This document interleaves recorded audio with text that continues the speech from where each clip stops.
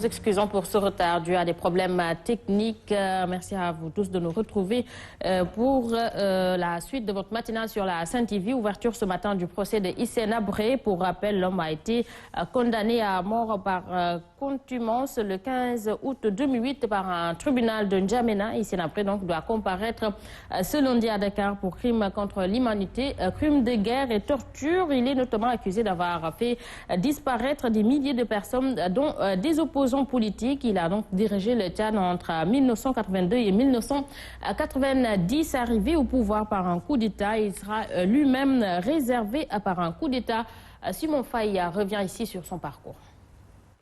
Hissène Habré est né le 13 août 1942 à Faye-Largeau, dans le nord du désert du Sahara, au milieu de bergers nomades. Un cursus scolaire puis un poste de sous-préfet et il quitte le Tchad pour des études en France en 1963. Des diplômes de droit et de sciences politiques en poche, il retourne à N'Djamena en 1972, intègre le Front Lina, le Front de libération nationale du Tchad, avant de fonder lui-même les forces armées nationales du Tchad, rendues célèbres par des enlèvements de ressortissants européens et l'exécution d'un émissaire du gouvernement français pour la libération d'otages, le commandant Galopin. Le général Félix Maloum Ngakoutou Mbedi, arrivé au pouvoir en avril 1973 par les armes, le nomme Premier ministre 5 ans plus tard, poste qu'il occupe jusqu'en février 1979 pour créer le Conseil de commandement des forces armées du Nord, devenu plus tard les forces armées du Nord, à la tête desquelles il renverse Goukouni Wedei le 7 juin 1982. Une de ses premières mesures au pouvoir, la suppression du poste de Premier ministre et la création de la tristement célèbre direction de la documentation et de la sécurité, la police politique soupçonnée d'avoir enlevé et fait disparaître des milliers de personnes, dont des opposants politiques. Après 8 ans à la tête du Tchad, il est à son tour renversé par Idriss Itno Déby le 1er décembre 1990. Depuis lors, Hissène Habré vit en exil au Sénégal. Sous le coup d'une condamnation à mort par contumace par un tribunal de N'Djamena,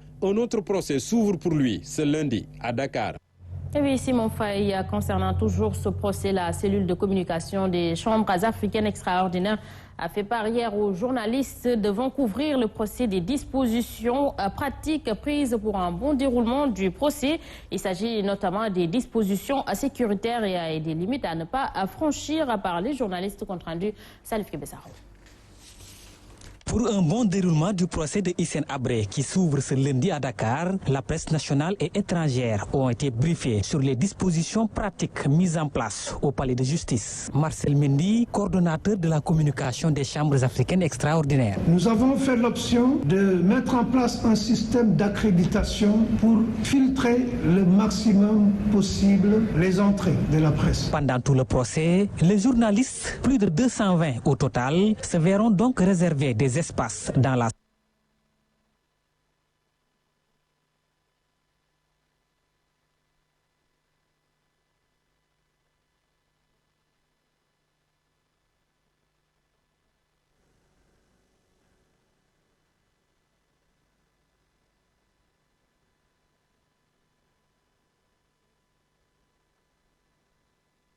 Alors donc, nous nous excusons pour la qualité sonore de cet élément. SOS pour des compatriotes vivant au Gabon. Ils ont été interpellés par la police chargée de l'immigration par défaut de carte de séjour. La traque donc qui a démarré jeudi se poursuit encore selon des témoins et leurs camarades en situation régulière dans le pays expliquent qu'ils sont sans nouvelles et ne peuvent pas avoir accès à eux. Suivant donc le témoignage d'Ousmane Diaw, un des Sénégalais vivant au Gabon, ici joint au téléphone par notre reporter.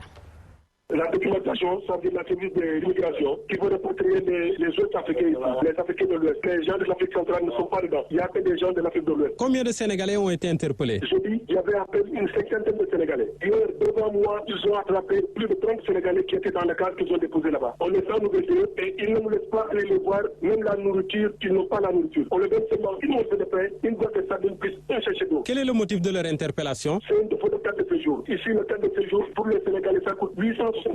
Les Sénégalais ne refusent pas de le payer, mais ils ne le donnent pas. Donc nous, ce qu'on voulait seulement, c'est que nos dirigeants nous aident à venir chercher les Sénégalais qu'on a attrapés. On n'a pas besoin d'argent, on veut seulement qu'ils viennent les chercher. On a déjà appelé notre ambassade depuis jeudi, mais on nous a dit que l'ambassade actuellement est au Sénégal. Les restes des autorités qui sont là, eux, ils disent qu'eux, il ne faut rien faire. Et qu'est-ce que vous attendez des autorités de Dakar? Il est seulement que les autorités viennent les chercher. Au lieu de les mettre dans le bateau pour les jeter à Canada, ils viennent les chercher, ils les déposent au Sénégal. Autre information, tout est fin prêt pour l'organisation du baccalauréat général à Kolda. C'est donc une assurance du patron de l'académie qui a fait face à la presse hier. À en croire à Mamadou Goudiaby, le nombre de candidats a connu une hausse donc cette année de plus de 100 candidats, de 1000 plutôt candidats, puisque l'année dernière il y avait 5242 inscrits pour cette présente session. 14 centres principaux sont créés contre 4 secondaires et 17 jurys. Mamadou Goudiaby, inspecteur académie de Kolda, ici avec Papa Djalibadji.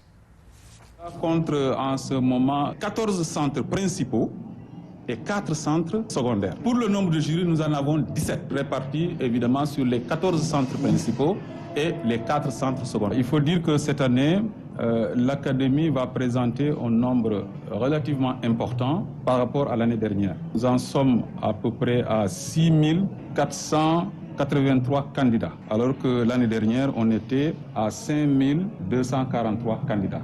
Il y a eu donc une hausse de plus de 1000 candidats. Les garçons qui l'emportent fortement, soit 4206 candidats contre 2277 filles. Ces candidats vont composer selon un certain nombre de séries. Les séries L1 et L2 qui l'emportent très largement, soit 5708 candidats, ce qui représente en pourcentage 88%. Parlons de tout à fait autre chose. Les opérations de désencombrement ont repris hier à Petersen, au lendemain donc de la fête de Korité.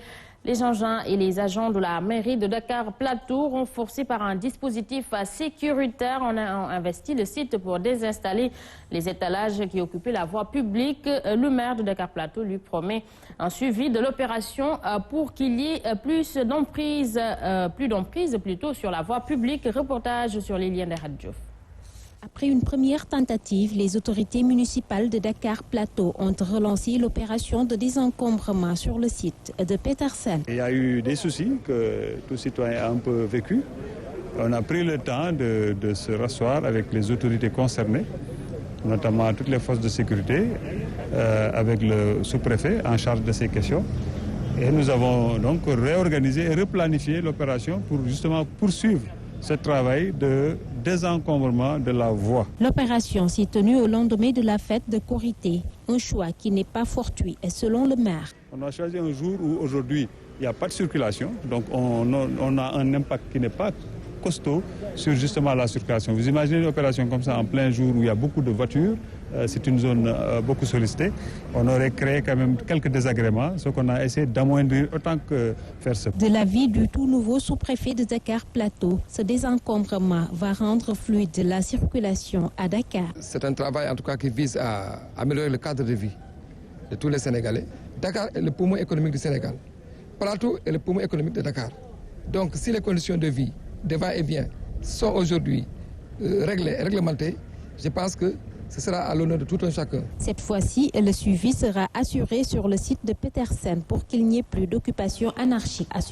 Et oui, les marchands tabliers et ambulants de la gare routière urbaine de Petersen peuvent bénéficier de cantines dans un centre commercial situé non loin du site. Selon donc, le maire Ali Oundouye, ce centre commercial de plus de 2 milliards de francs CFA va accueillir les marchands à déguerpis recensés avec toutes les commodités possibles et à des conditions d'accès très souples. Ali Oundouye ici avec notre reporter. Voilà, donc l'élément n'est pas en place. Certainement, nous y reviendrons. Les cas de viol sur les mentales commencent donc à inquiéter l'association des femmes juristes du Sénégal. 4 cas ont été enregistrés au courant du mois de juin, dont un cas suivi de grossesse, et la coordination de la boutique des droits de Pikine tire la sonnette d'alarme et elle appelle les parents à plus de vigilance et invite les autorités à mettre en place des stratégies pour protéger les malades mentales. Amissa Roy ici avec Younoussa Baldé.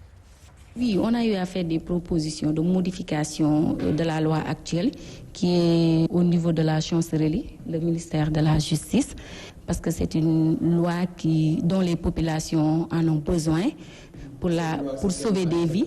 On est en train de mener le plaidoyer et il se trouve qu'au Sénégal, en 2012, il y a eu 51 500 avortements provoqués au Sénégal, soit un taux de 17 avortements pour 1000 femmes âgées de 15 à 44. C'est des chiffres qui doivent inciter les pouvoirs publics à modifier la loi sur l'avortement, une loi que beaucoup jugent très restrictive.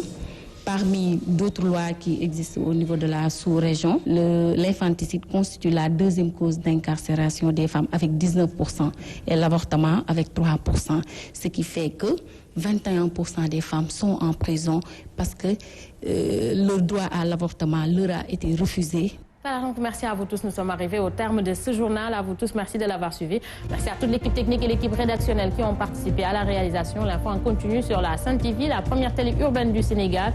7h30, Mamba India et Ahmed Adara vous retrouvent pour la revue des titres en Wolof. 7h45, c'est le journal. Et tout de suite, Sen Coach s'installe dans Sen Gym pour vous donner quelques mouvements. Quant à moi, je vous donne rendez-vous à 13h pour le flash d'information. Bon réveil matinal à tous et bonne journée.